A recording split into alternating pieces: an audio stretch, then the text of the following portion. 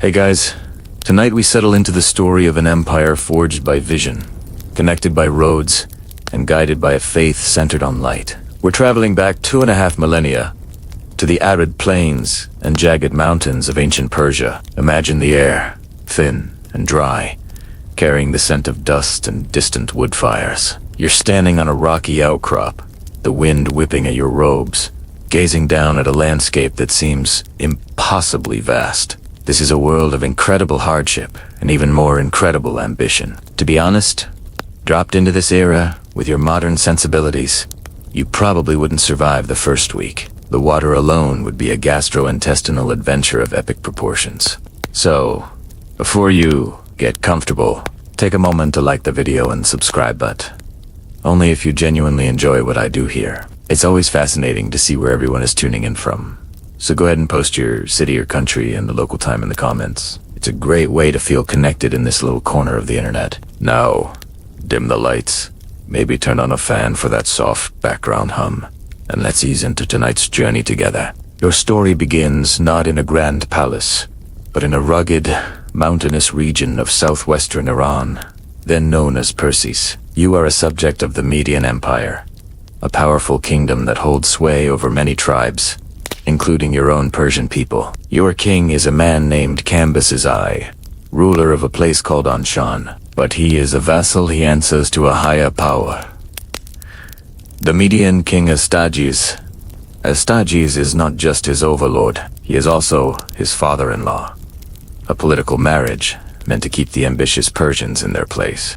Into this world, a boy is born, the son of Cambyses and the Median princess.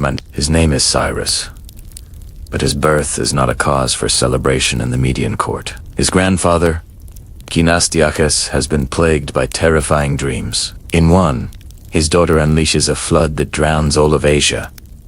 In another, a vine grows from her womb and covers the world. His court magi, the priests and dream interpreters, give him the grim news. His grandson will one day usurp his throne. Terrified, Astyages does what any rational, loving grandfather would do.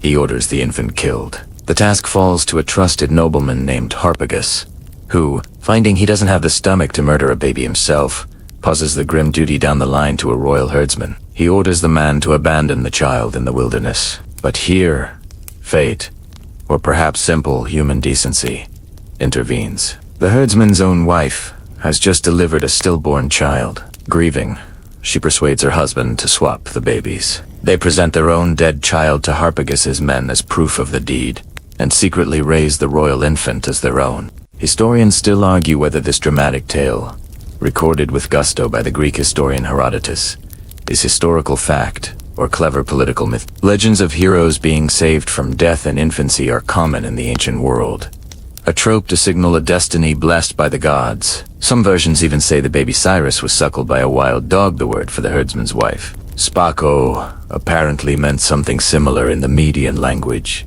which could be a simple, if slightly insulting, misunderstanding. You watch as the boy grows up among the rough and tumble children of the mountains. He has a natural air of command, an easy charisma. One day, during a game, the children elect him their king.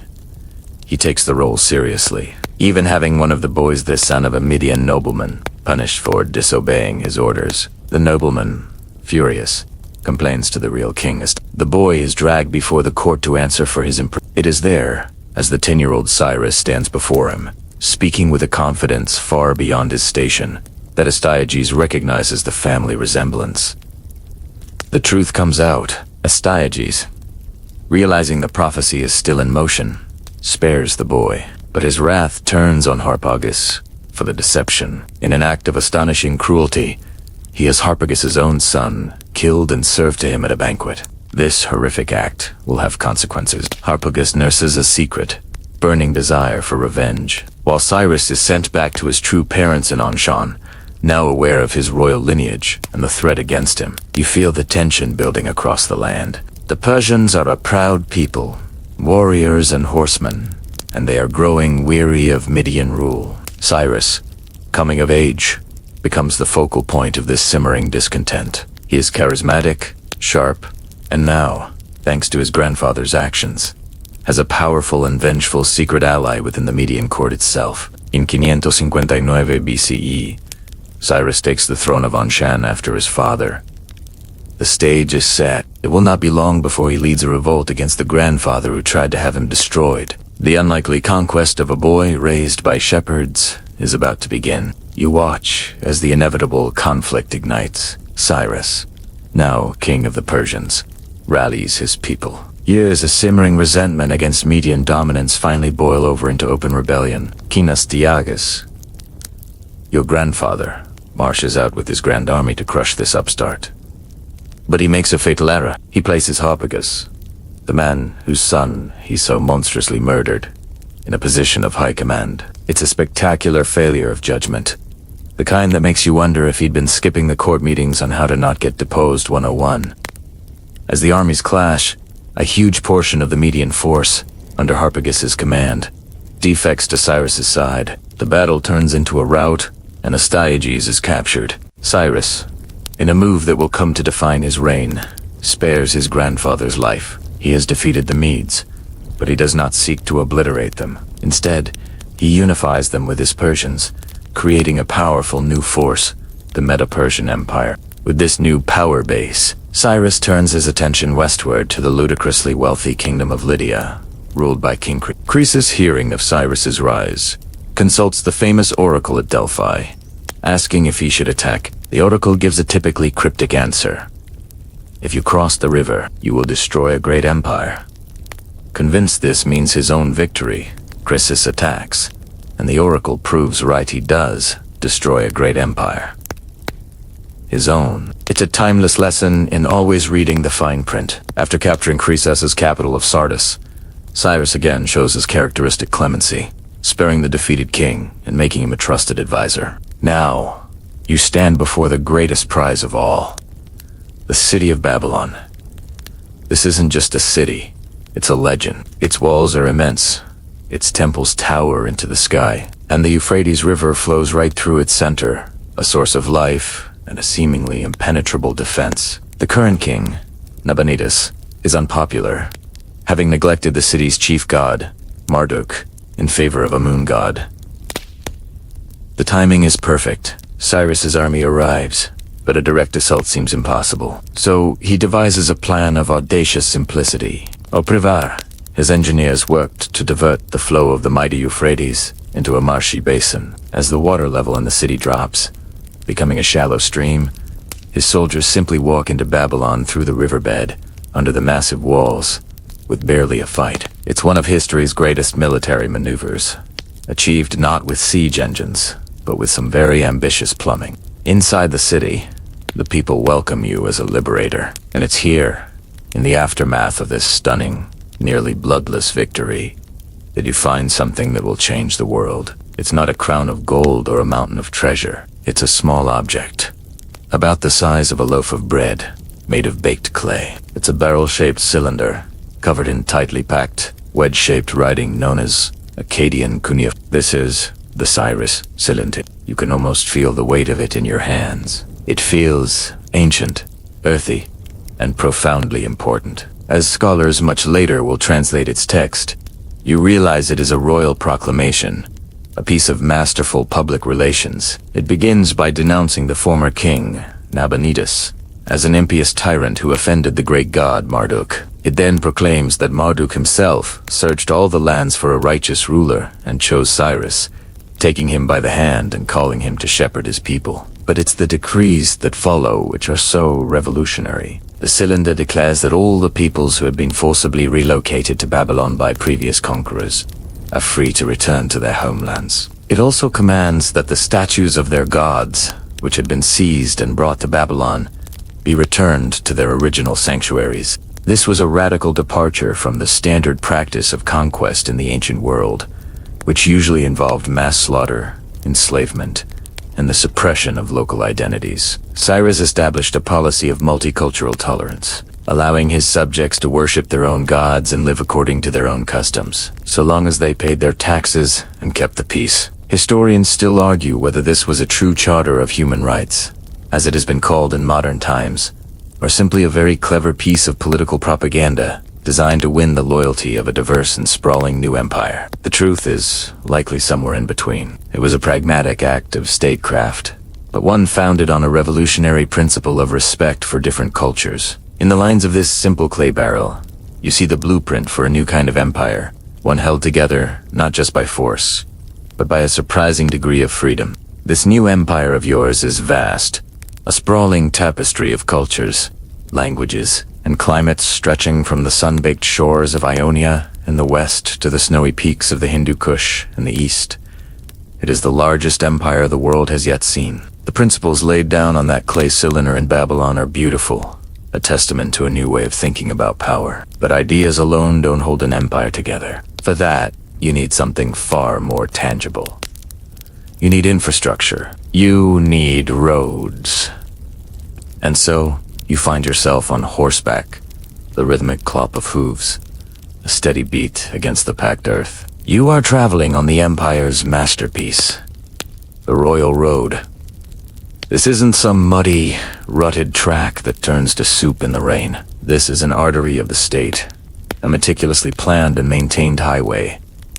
You can feel the quality of its construction. It's graded, leveled, and in some places, even paved with gravel. It is the physical manifestation of imperial will, connecting the far-flung western city of Sardis, near the Aegean coast, all the way to the administrative heartland of Susa, a journey of nearly 1,700 miles.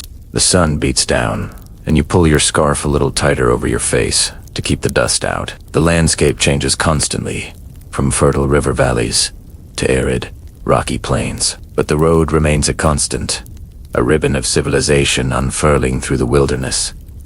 And you are not alone. A steady stream of traffic flows in both directions. You see heavily laden merchant caravans, their donkeys groaning under the weight of Anatolian silver, Egyptian grain, or vibrant textiles from Phoenicia. Grim-faced soldiers march in disciplined columns, their spear points glinting in the sun, heading to or from some distant garrison. And every so often, you hear a frantic pounding of hooves from behind, and you quickly pull your horse to the side. A royal courier, a paradesis, thunders past in a cloud of dust, his horse lathered in sweat. He is a link in an incredible chain of communication. This system, known as the Angarium, is the Empire's nervous system. All along the Royal Road, at a distance of about every 15 to 20 miles a day's ride, there is a fortified way station. A caravanserai. Here, a traveler can find a meal, a fresh horse, and a safe place to sleep. It's for these couriers that the system is truly designed. The Greek historian Herodotus would later write of them with unconcealed admiration. Neither snow, nor rain, nor heat, nor gloom of night stays these couriers from the swift completion of their appointed rounds. Does that sound familiar? It's the unofficial motto of postal services thousands of years in your future. It seems some ideas have very long legs. A message that would take a normal traveler like you 3 months to carry can now cross the Empire in a mere 7 to 9 days. It is an astonishing feat of logistics, allowing the king to receive intelligence and issue commands with a speed that leaves his enemies bewildered. As an official traveler, you carry your own special documentation, a clay tablet that acts as a sort of passport and expense account. When you arrive at a way station, you present this tablet, and you are allotted specific rations. A measure of barley for your horse, a portion of wine and flour for yourself. It's an early, and probably quite frustrating, form of bureaucracy. You can almost picture a Persian quartermaster sighing, "You're not on my list. I don't care what your tablet says." Some things, it seems, are universal. The road is more than just a highway for mail and military. It is a conduit for culture, for ideas, and for wealth. Historians still argue whether the Royal Road was primarily a military and administrative tool for the king, or if it also fostered significant commercial and cultural exchange among the general populace. While its main purpose was undoubtedly official, the sheer volume of merchants you see suggests its economic impact was immense. The road funnels the tribute of the entire empire towards the royal court, and it allows for a degree of control that was previously unimaginable. It makes the world feel smaller, more connected. You might share a meal at a way station with a Lydian merchant who tells you about the sea, and the next day pass a group of Bactrian nomads, their faces weathered by the winds of the eastern steppes. The royal road is not just a path from point A to point B. It is the thread that stitches dozens of disparate nations into a single, functional, and astonishingly powerful empire. The road you travel is a testament to an organized mind, but the empire itself is in a precarious state. The great Cyrus is long gone, and his son, Cambyses II, who added Egypt to your domains, has also died under mysterious circumstances. A power vacuum has opened, and Amagas, a priest named Gomata, has seized the throne, claiming to be Cambyses' long-lost brother, Berdia. Chaos reigns, but a small group of powerful Persian nobles, led by a man named Darius, doesn't buy the story. They see a usurper. In a swift and daring coup, they storm the fortress where the impostor is hiding and kill him. Now the conspirators must decide who will rule. According to legend, they agree that he whose horse is the first to neigh at the rising sun will be king. Darius, with a little help from a clever groom who employed the scent of a mare, wins the contest. It's a fantastic story. Maybe a little too fantastic. Historians still argue whether Darius's rise to power was a legitimate overthrow of a usurper, or if he himself fabricated the story of Gomata, the impostor, to justify his own coup against the true heir of Cyrus. The official version is carved into a massive cliff face at a place called Behistan, a sort of giant billboard proclaiming his legitimacy for all to see. But whatever the truth, the throne is his, and he is exactly the man the empire needs. Cyrus was the conqueror, the visionary. Darius is the administrator, the ultimate project manager. You now see the empire through his eyes, not as a collection of conquered lands, but as a single, massive enterprise that needs to be organized. His first and most brilliant move is to divide the entire territory into provinces, or there are more than 20 of them, each one a vast administrative district. Think of it like a multinational corporation, with Darius as the CEO. Each satrapy is run by a governor, the satrap, who is essentially the regional manager. He is responsible for collecting taxes, administering justice, and keeping the peace in his territory. Many of these satraps are Persian nobles, men Darius knows and trusts, but he often allows local elites to retain some power.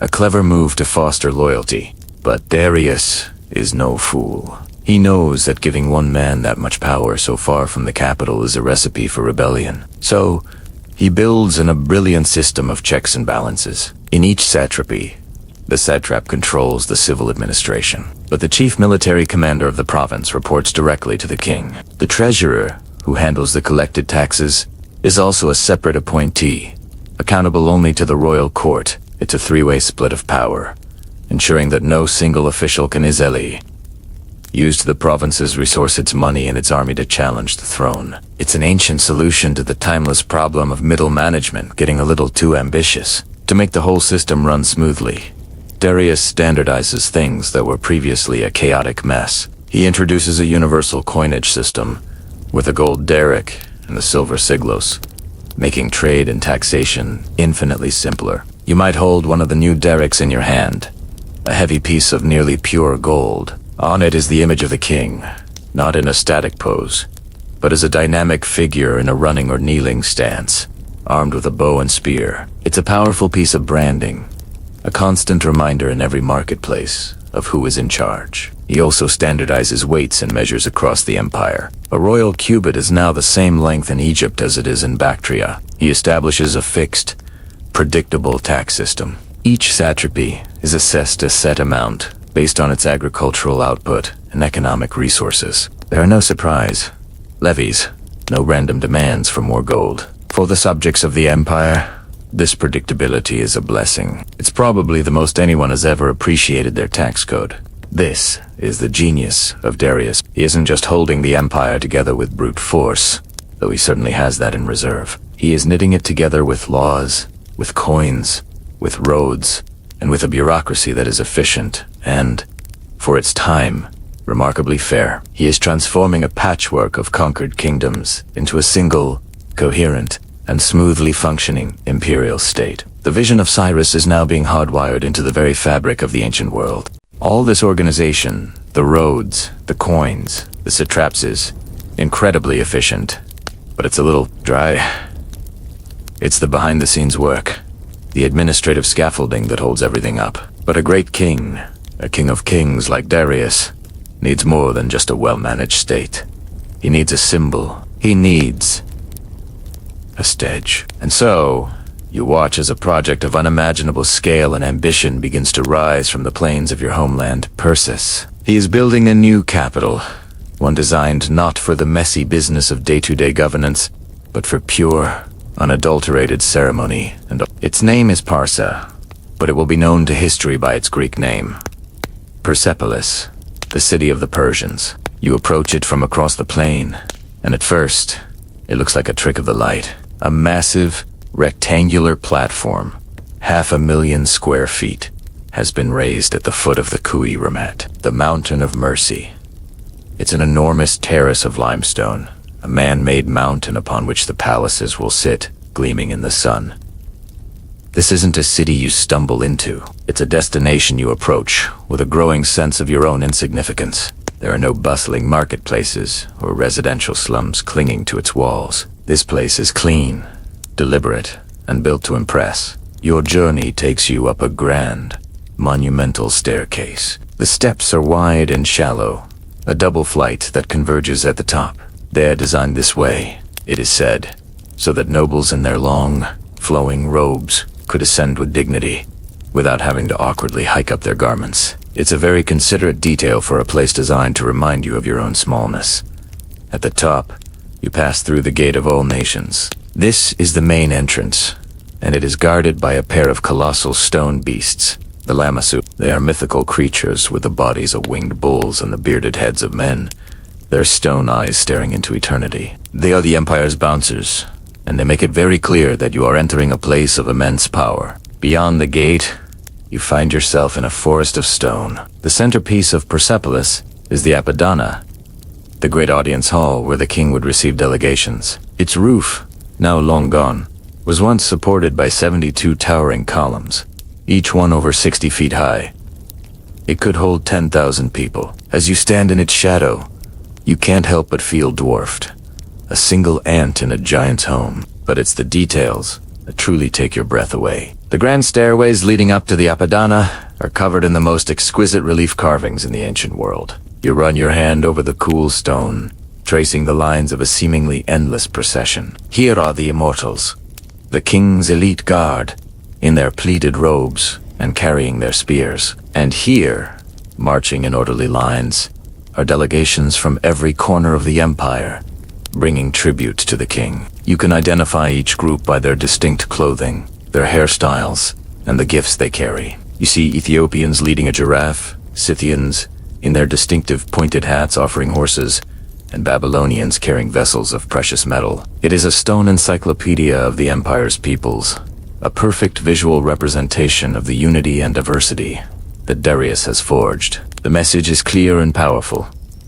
All nations come to the Persian king, not as slaves, but as respected members of a grand imperial project. A common assumption is that such a monumental city must have been built by armies of slaves, whipped into submission. But astonishingly, that's not the case. Archaeologists have discovered thousands of clay tablets at Persepolis, mundane administrative records that detail the running of the site. They are essentially the project's payroll. They show that the workersmen, women, and even children were paid laborers, receiving rations of grain, barley, wine, and sometimes silver. Even a divine vision for an eternal city, it seems, has to keep meticulous accounts. Historians still argue whether Persepolis was a year-round capital or if it was primarily a ceremonial stage, used only for the great New Year's festival of Nowruz, when the delegations depicted on the walls would have arrived in person. Whatever its exact function,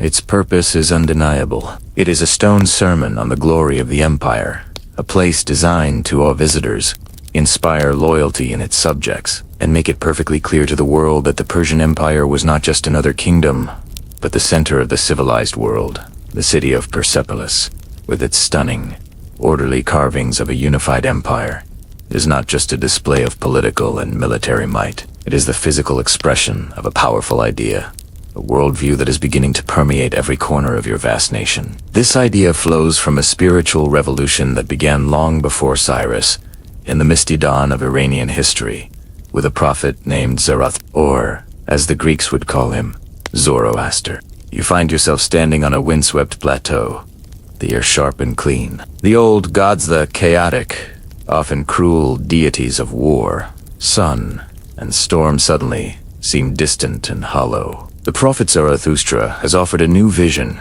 a radical departure from the pagan pantheons of the past. He speaks not of many gods, but of one, Ahura Mazda, the wise Lord.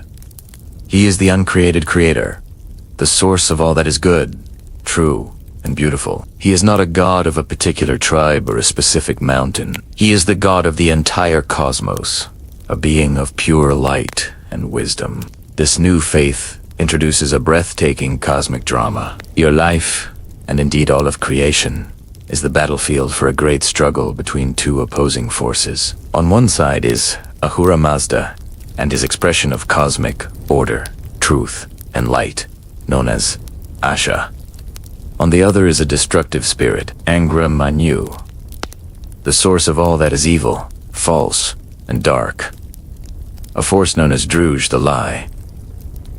This isn't a battle between two equal gods. Ahura Mazda is supreme. But Angra Mainyu is the spoiler, a saboteur who introduced suffering, decay, and death into a once perfect creation. Suddenly, the world makes a different kind of sense. The hardships he faced are not the whims of petty squabbling gods, but the echoes of this cosmic conflict. It's the ultimate metaphysical explanation for why your toast always seems to land butter side down. And the most revolutionary part, you are not a helpless spectator in this drama. You are a soldier. Zarathustra teaches that every human being is endowed with free will, the ability to choose between the path of Asha and the path of Druj. Your purpose in life is to be an active participant in the fight for good. This is boiled down to a simple, elegant mantra: good thoughts, good words, good deeds. Every choice you make, from helping a neighbor to resisting the urge to tell a lie, is a blow struck for Ahura Mazda. It's an incredibly empowering idea, giving meaning and weight to the mundane reality of your daily existence. You entered a temple, but it's not filled with idols or statues. Instead, the central chamber is dominated by a single, powerful symbol: a fire burning in a sacred urn. This is not fire worship, as outsiders mistakenly claim. The fire, a source of light and warmth, is the purest physical representation of Ahura Mazda's divine light and truth. You watch as priests, their mouths covered with a cloth to prevent their breath from polluting the sacred flame, chant hymns, and tend to the fire that is meant to burn eternally. The scent of sandalwood hangs in the air, and the flickering light casts dancing shadows on the walls, creating a space of serene and focused devotion. This focus on purity extends to all elements. Earth and water are also sacred creations of Ahura Mazda, and must be kept undefiled. This leads to one of the religion's most distinctive practices,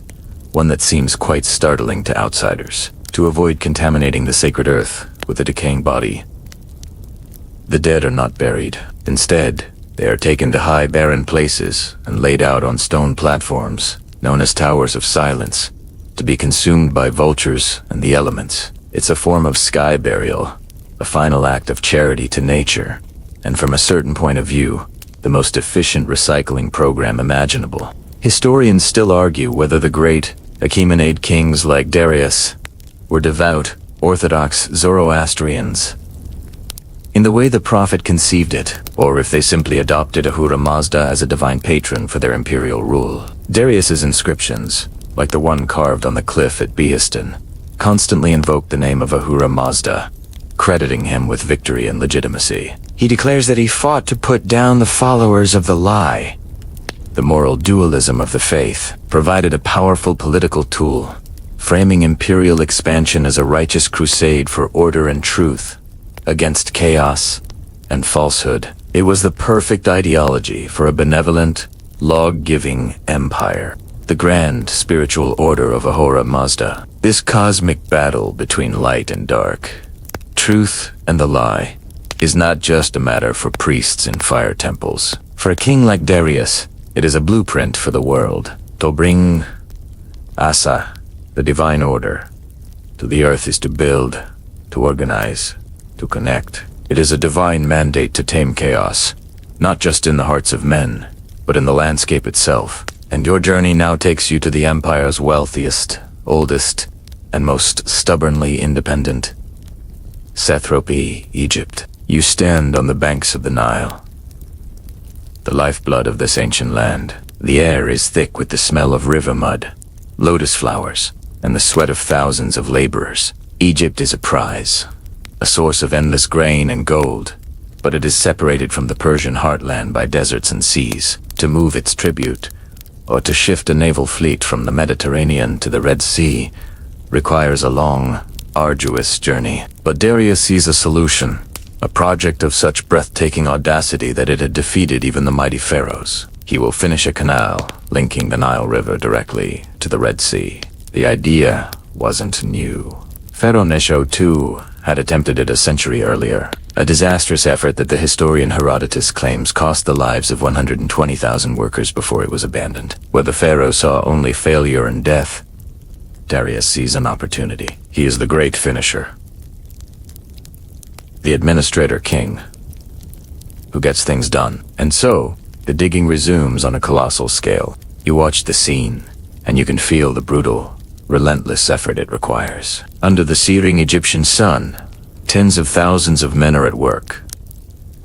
They're not all slaves, like at Persepolis.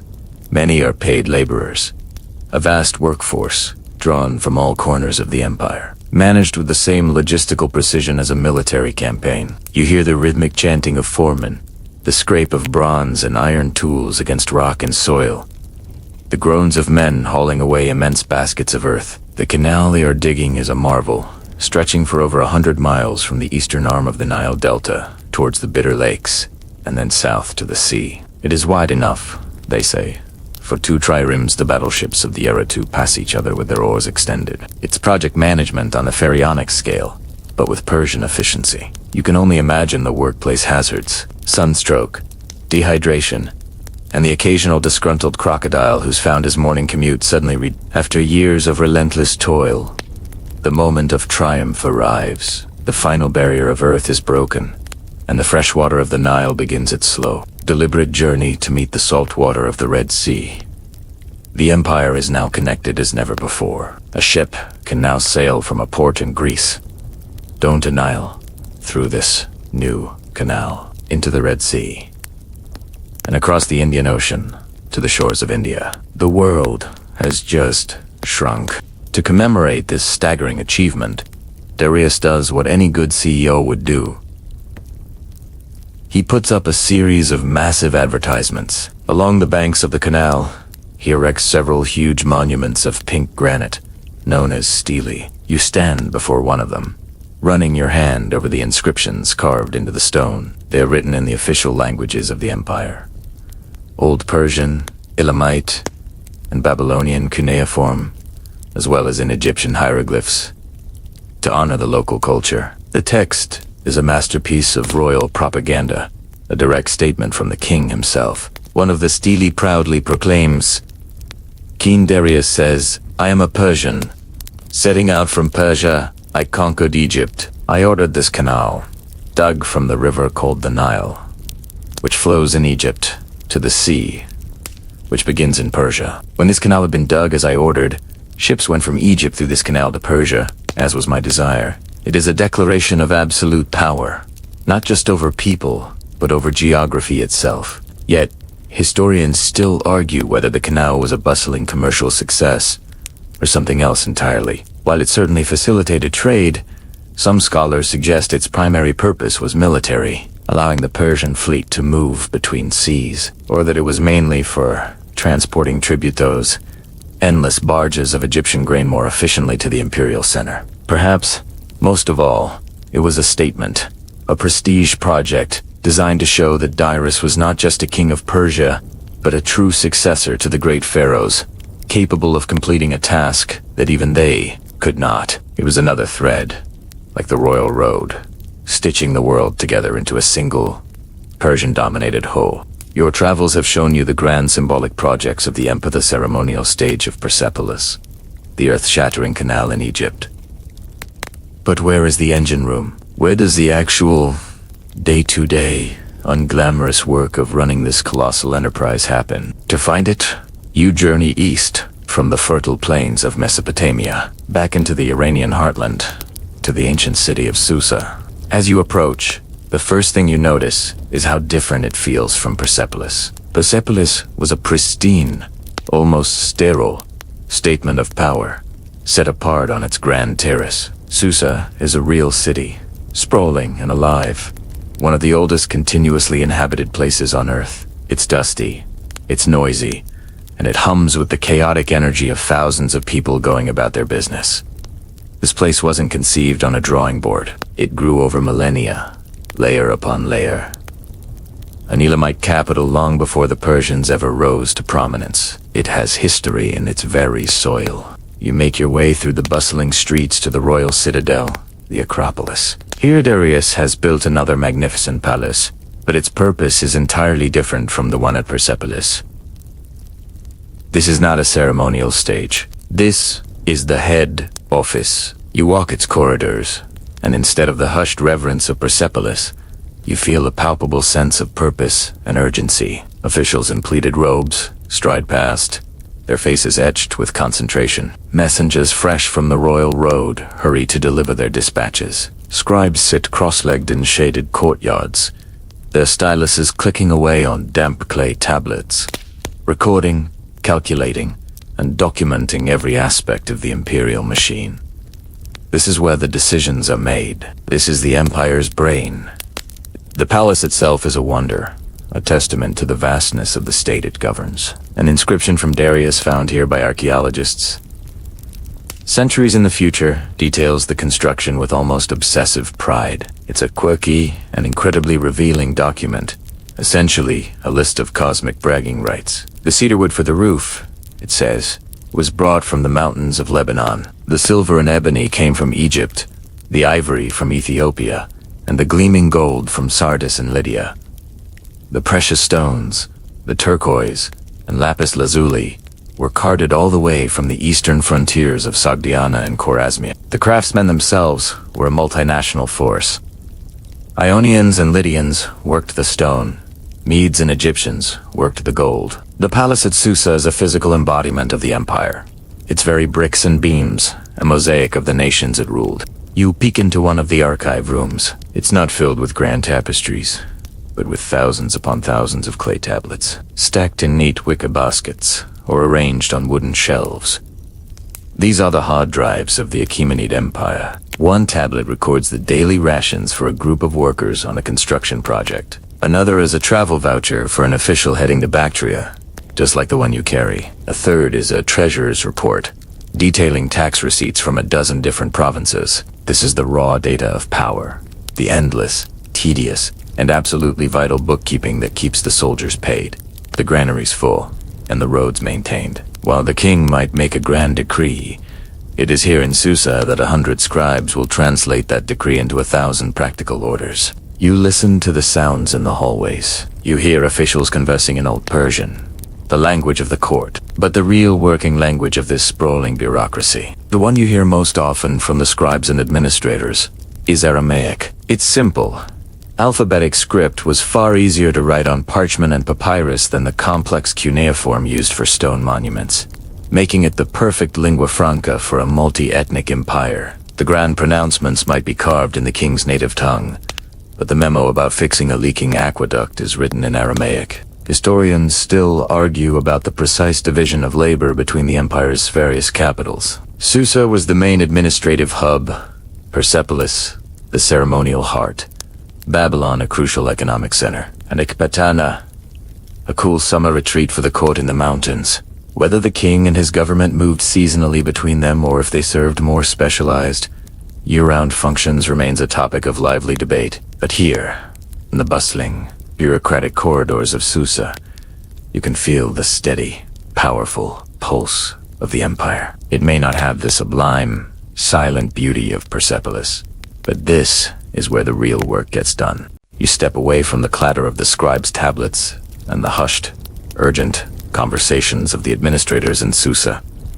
The air in the grand courtyard of the palace seems to change. It becomes still, heavy with a disciplined silence that is more intimidating than any noise. Here, lining the wide avenues and standing sentinel at the colossal doorways, you see them. They are the living embodiment of the Empire's unassailable strength. They are the king's personal guard, the commanded heavy infantry, the 10,000. You are in the presence of the immortals. They stand perfectly motionless, their posture radiating a lethal calm. You wouldn't dare make eye contact for more than a fleeting second. They are chosen from the elite of Persian and Median nobility, and their very appearance is designed to project a specific kind of splendor and terror. They are not dressed in simple leather or bronze. They wear richly embroidered and pleated robes, shimmering with vibrant colors, overscaled armor that catches the sun like the skin of a dragon. Each man carries a long spear, a bow with a quiver of cane arrows,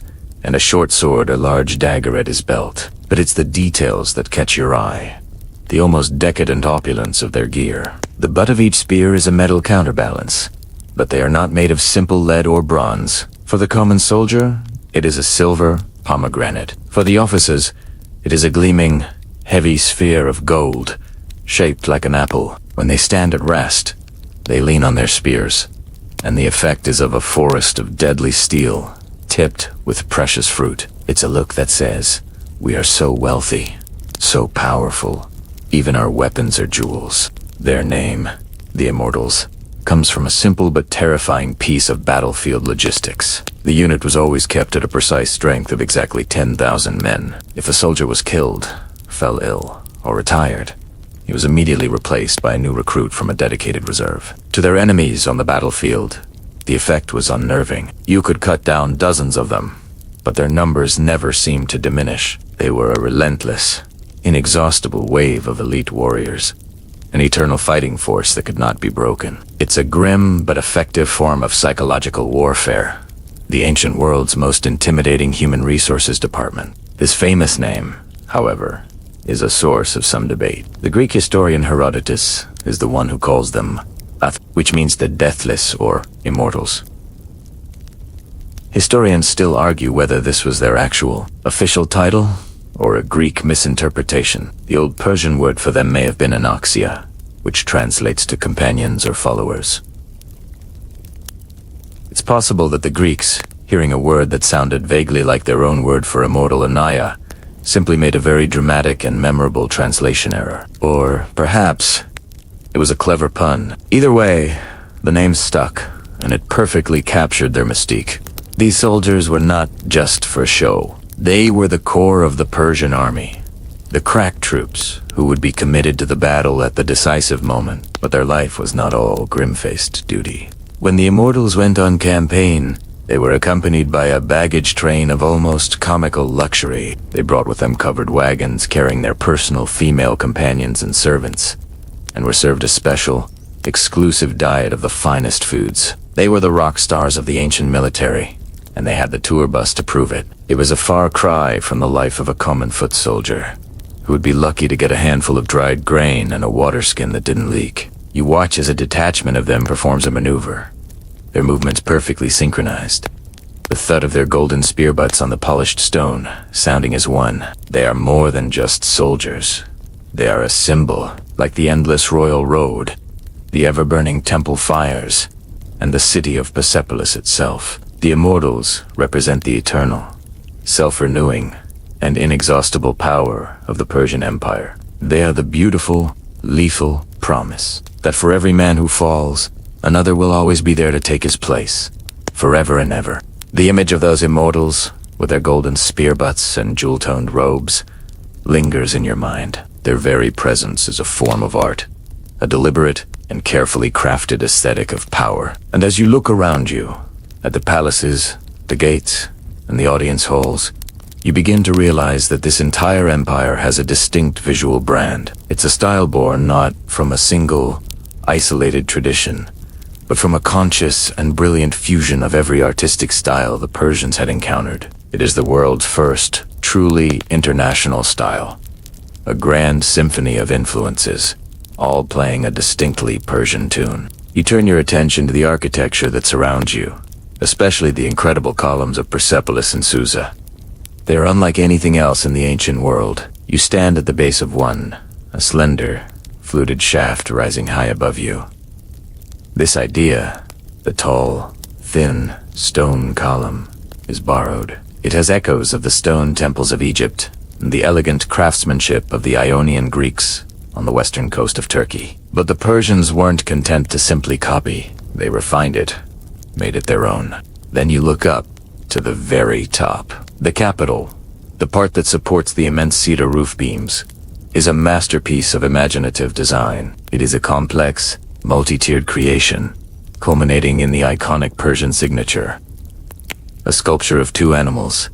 Back, you see powerful bulls, mythical griffins, or proud lions, their bodies forming a perfect saddle to hold the weight of the structure. This double animal capital is a Persian invention, a unique flourish that crowns their architecture. They took the best ideas from their subjects' Egyptian scale, Greek elegance, Assyrian grandeur, and synthesized them into something new, something that was unmistakably Now you look closer at the walls, at the vast stone reliefs you saw earlier, the procession of tribute bearers, the stoic lines of Medes and Persians. Again, you can see the influences. The idea of carving stories into stone walls is something the Assyrians to the west had perfected. But look at the subject matter. The Assyrian reliefs are a catalogue of horror and domination kings, flaying their enemies, cities burning, captives being led away in agony. The Persian reliefs are the exact opposite. They are serene, orderly, and almost completely without violence. Here, everyone is in their proper place, marching calmly to honor the king. It's less a record of brutal conquest and more the ancient world's most elaborate and beautifully carved corporate annual report. Everyone is on brand, fulfilling their role in the great imperial enterprise. But there's a secret to these calm, beige stone walls that is easy to miss. You reach out and touch the cool, carved surface of a nobleman's robe. In your mind's eye, you must repaint it. Archaeologists have found microscopic traces of pigment on these reliefs, revealing that they were not originally monochrome. They were painted in brilliant, vivid, almost garish colors. Imagine the scene, not as a subtle study in shadow and stone, but as a riot of turquoise, crimson, gold, and lapis lazuli. The king's beard would have been a deep blue, his robes a pattern of dazzling reds and purples. It would have been an overwhelming, almost psychedelic sensory experience, a far cry from the dignified, sand-colored ruins we see today. This love of color is even more apparent in another borrowed art form, perfected at Susa.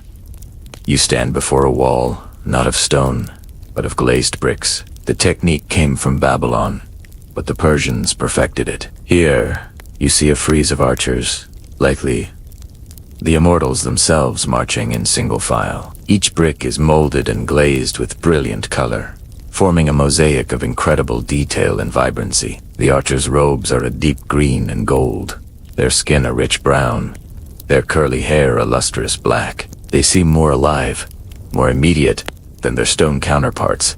Historians still argue about the precise meaning of the repetitive motifs in Persian art.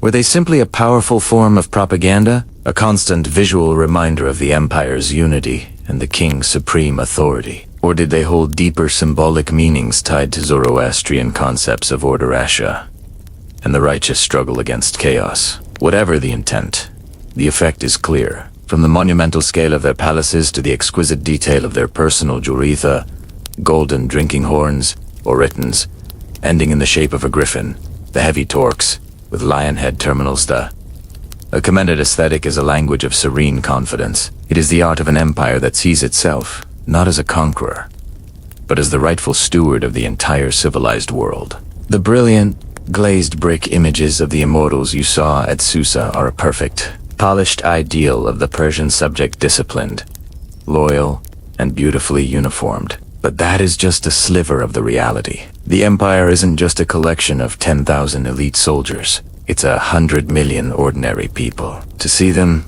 you must step away from the silent grandeur of the royal courts, and lose yourself in the chaotic, vibrant pulse of everyday life. You find yourself in the labyrinthine alleys of a marketplace, in a city like Sardis or Babylon. The air is a thick soup of smells. Pungent mounds of cumin and coriander, the sweet scent of dates, the dusty aroma of wool, and the sharp temps of olive oil.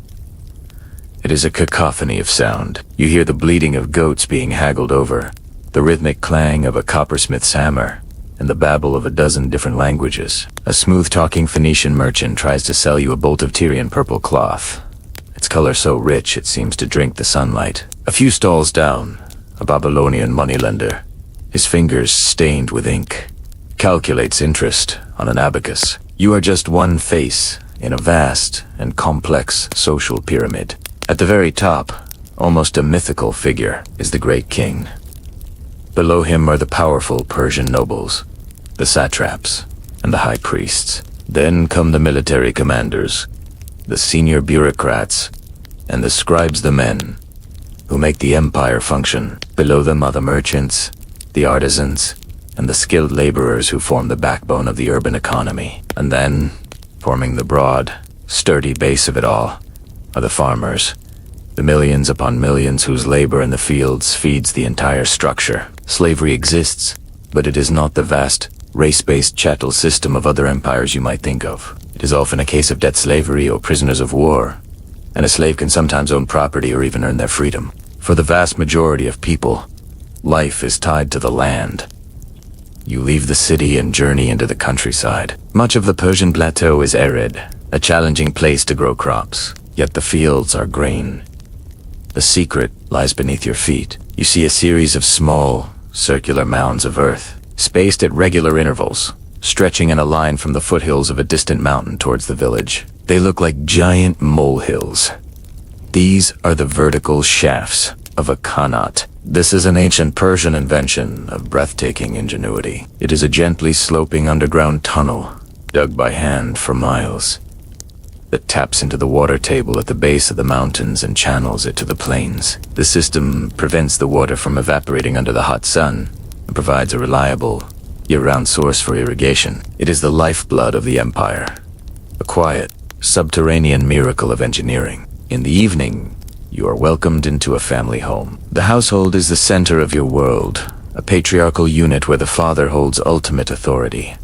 Family is everything. Having many sons is considered a great blessing, as they provide labor for the farm and soldiers for the king's army. But life is not all hard work. The Persians have a deep appreciation for the pleasures of the table. You share a meal that is both hearty and flavorful: barley bread, a stew of lamb and lentils, cheese, and a sweet dessert of dates and figs. The Greeks, with a mixture of fascination and disapproval, claimed you have a peculiar habit.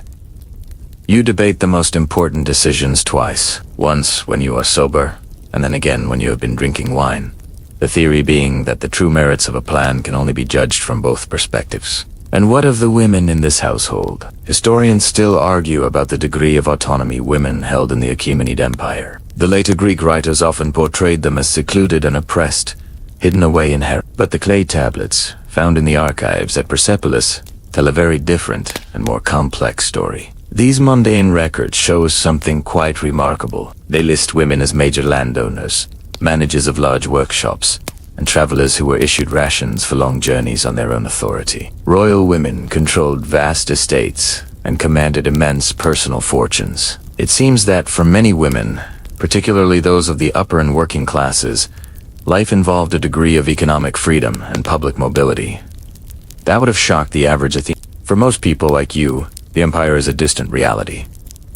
The king is a name, Persepolis, a legend. But the Pax Persica, the Persian peace he provides, is tangible. It means the royal road is safe for the merchant. The standardized deric is a reliable coin in any market, and your farm is protected from the random violence of marauding armies. It is this stability, this predictability, that is the empire's greatest gift to its ordinary subjects. That sense of stability you feel, the Pax Persica, is a remarkable achievement. The roads are safe, the taxes are predictable, and the laws are consistent. But you begin to notice something else. a subtle undercurrent beneath the calm surface of imperial life. You see it in the way a satrap's seemingly casual question hangs in the air a moment too long. You feel it in the quiet watchfulness of a merchant who seems more interested in conversations at the next table than in selling his own wares. You are becoming aware of the Empire's silent, invisible nervous system.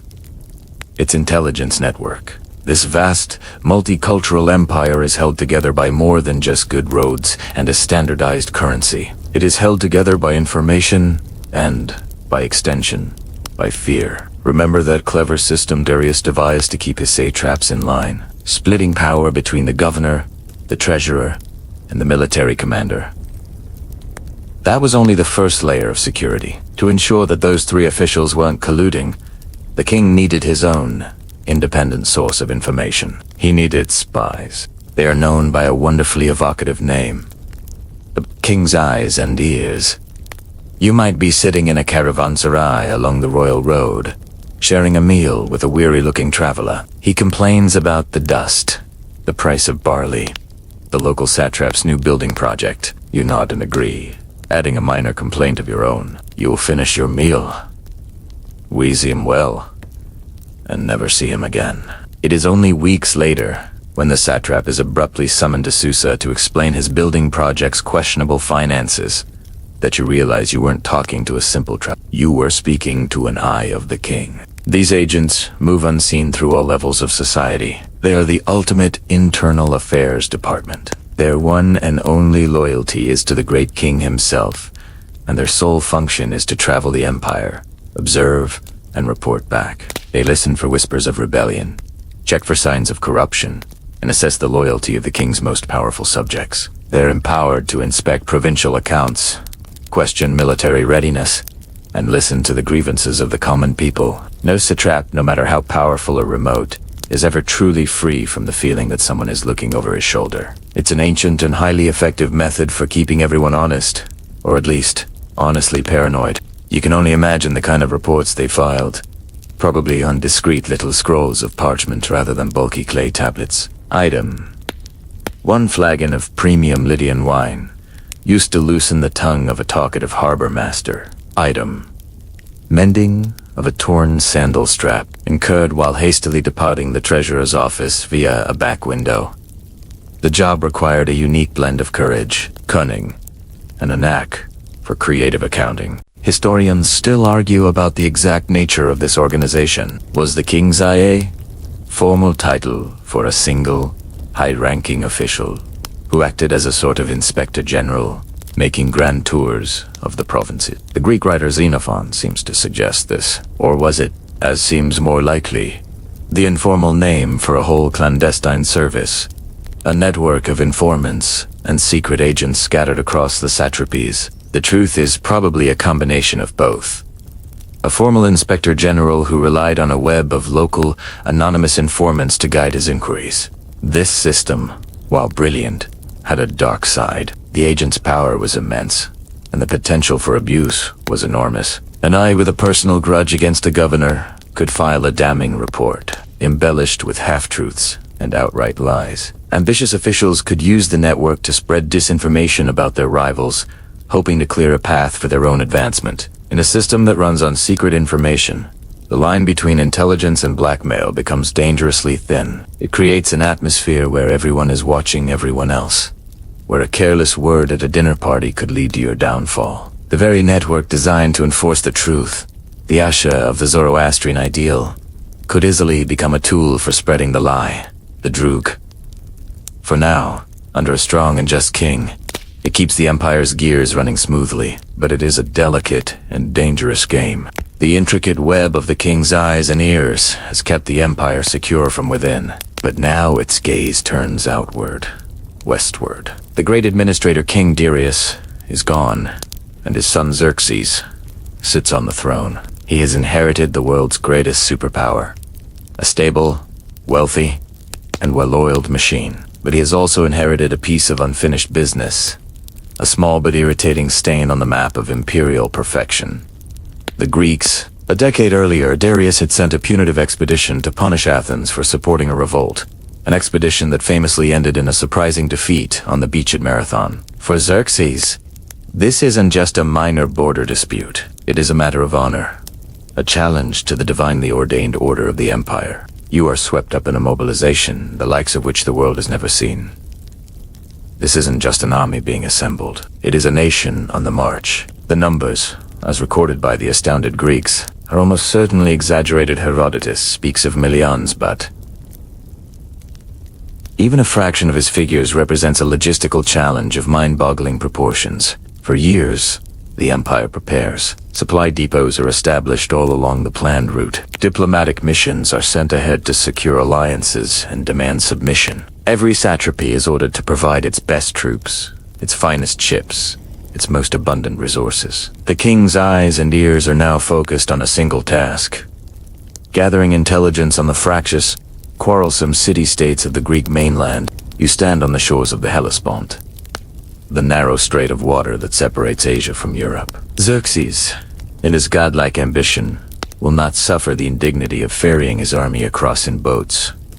He will march them across. He orders the construction of a monumental pontoon bridge, a mile-long floating highway made of hundreds of ships lashed together, with a roadway of earth and brushwood laid across their decks. But the sea is not a loyal subject. A violent storm sweeps in and smashes the bridge to pieces.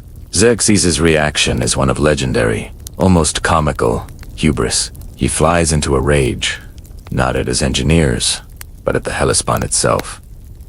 He orders the sea to be punished. You watch in disbelief as his soldiers administer 300 lashes to the waves, while others lower a set of iron fetters into the water to enslave it. A royal herald stands at the shore, branding the water with hot irons and shouting insults at it. It's the ancient equivalent of kicking a piece of furniture you've just stubbed your toe on, but on a divinely epic scale. Then, with the sea having presumably learned its lesson, 2 new, even stronger bridges are built, and this time, they hold.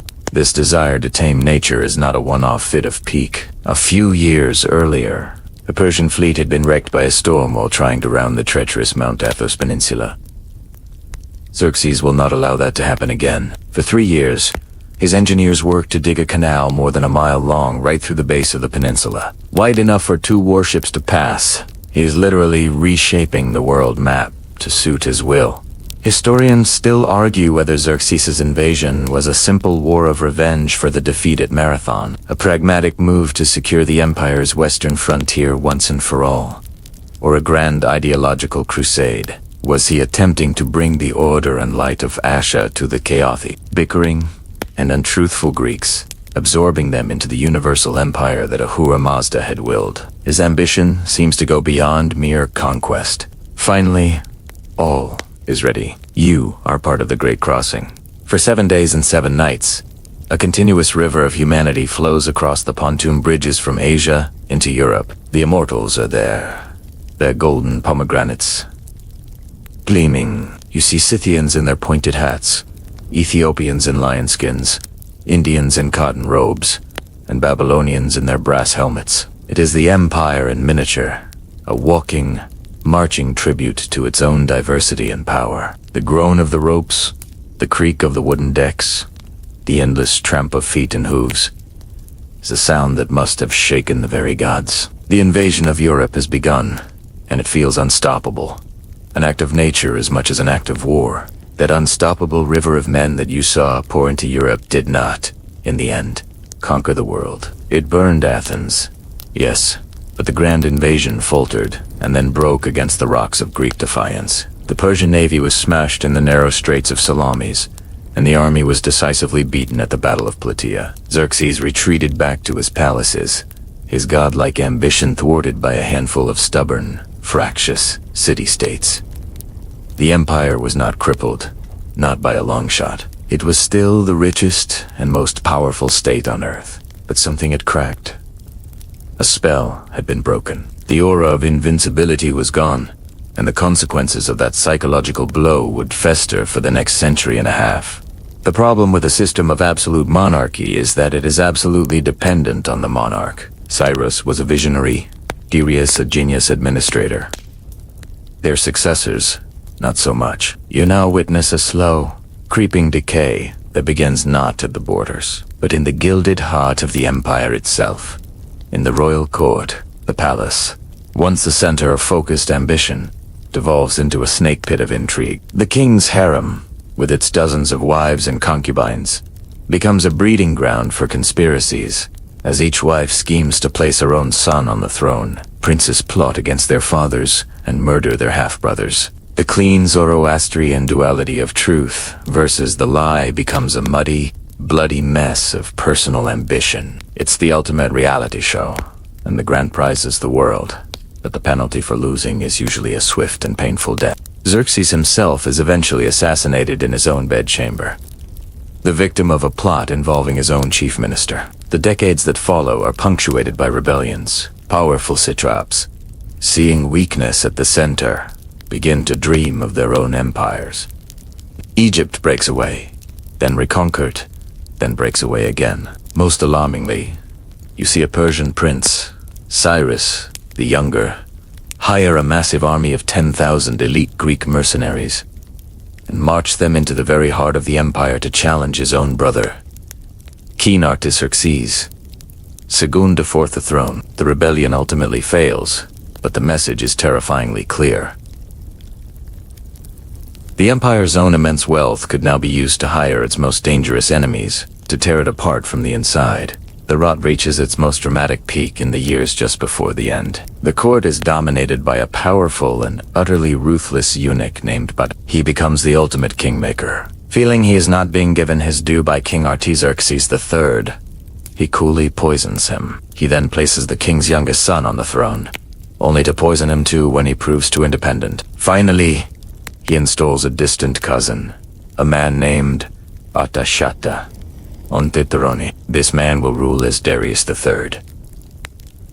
But Darius III is no one's puppet. Learning that Bagoas is now plotting to poison him as well, the new king turns the tables. At a banquet, he invites Bagoas to drink a toast from a cup of wine he knows is poisoned. The kingmaker is forced to drink his own medicine, a fittingly theatrical end to a reign of shadow and intrigue. This is the empire that now faces a new threat from the west. Historians still argue whether the Persian Empire was a decadent, hollowed-out shell by this point a colossus with feet of clay, or if it was still a formidable power that was simply plagued by a series of weak leaders at a critical moment. Its resources were still immense, its armies vast, but its leadership was divided, its provinces were restless, and its military had grown complacent. Into this deeply troubled world steps a young man from the semi-barbaric northern Greek kingdom of Macedon. His name is Alexander. He is brilliant, fearless, and driven by an ambition that makes even Xerxes' hubris look modest. He crosses the Hellespont with a small, professional, and fanatically loyal army. He is not just seeking revenge for the Persian invasion of a century and a half ago. He has come to conquer it all. You stand now on a wide, dusty plain near a village called Go. On one side, the massive, multi-ethnic army of Darius III, a throwback to the grand armies of old. On the other, the disciplined, steely phalanxes of the Macedonians. The old world of roads, laws, and light is about to collide with a new world of ruthless military genius. The sun is setting on the Achaemenid Empire. The battle is a disaster. The discipline of the Macedonian phalanx, a hedgehog of impenetrable spears, proves superior to the sheer weight and pageantry of your vast, diverse army. Darius III, losing his nerve as Alexander's elite cavalry charges directly towards his position, flees the field. His flight triggers a collapse, and the great Persian army dissolves into a panicked mob. The Battle of Gaugamela is over. The Achaemenid Empire, for all practical purposes, has been broken. You watch as Alexander the Great sweeps through the heartland. The ancient and wealthy cities of Babylon and Susa open their gates to him, offering up their legendary treasuries. He is no longer just a Macedonian king. He is the new master of Asia. And then, he arrives at the symbolic heart of it all.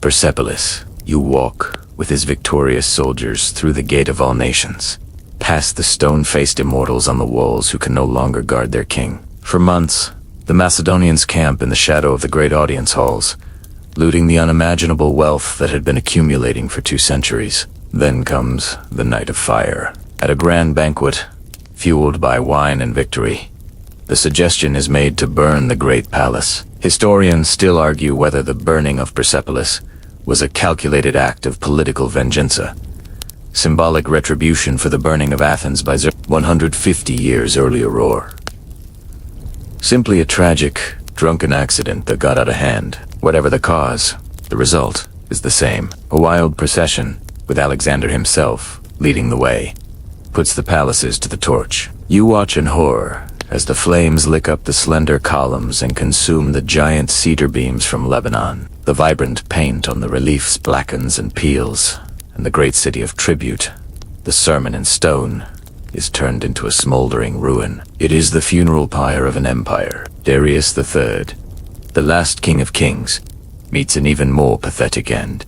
Murdered and left by the side of a road by one of his own treacherous. Alexander's own empire will not last. He will die young, and his conquests will be shattered among his warring generals. And yet, the end of the Achaemenid dynasty is not the end of the Persian story. As the smoke clears and the dust of centuries begins to settle, you realize that the true legacy of this empire was never just its stone palaces.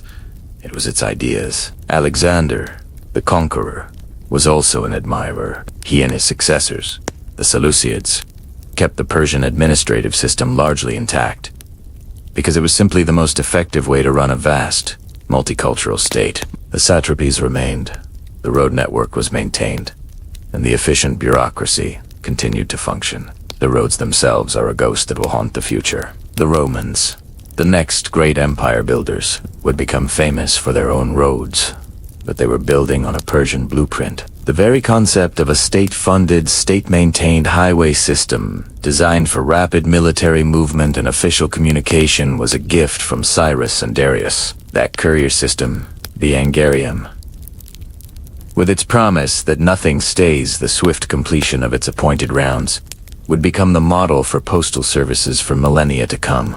The Persian love of gardens, those beautifully walled and irrigated sanctuaries called paradisa, also endured. The word itself passed into Greek, then Latin, and finally English as paradise.